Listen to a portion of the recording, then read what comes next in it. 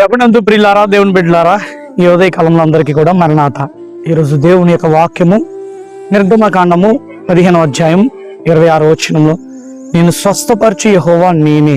ప్రియులారా, ఈ దినాన నువ్వు ఆరోగ్యం బాగోకుండా కూర్చున్నావా?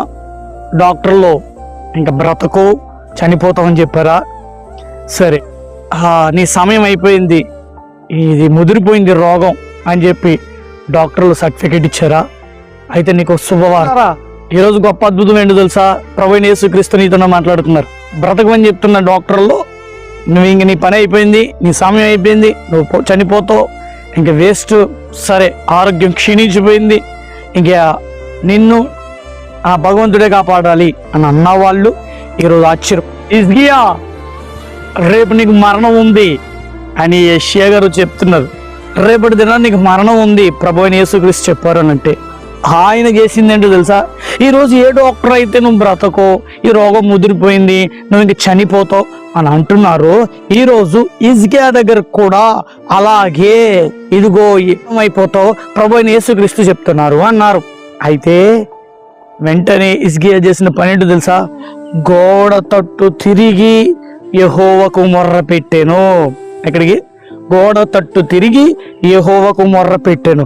అదే హిజ్కియా దేవుడితో మాట్లాడిన తర్వాత మళ్ళీ ఏమన్నారు తెలుసా?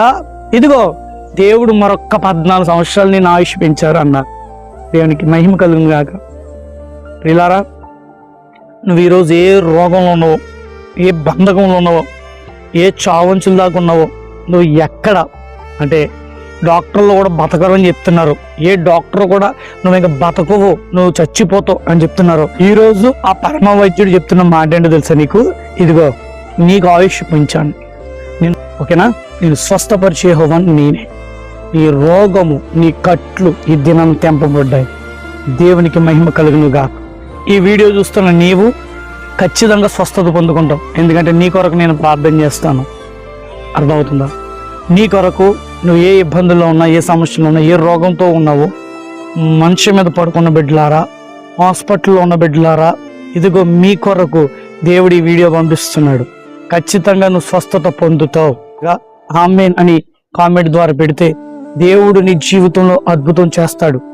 నువ్వు చూస్తావు, తిరిగి నాకు మళ్ళీ కామెంట్లో దేవుడు నాకు స్వస్థత ఇచ్చాడని చెప్పి నువ్వే చెప్తావు. మరణాత.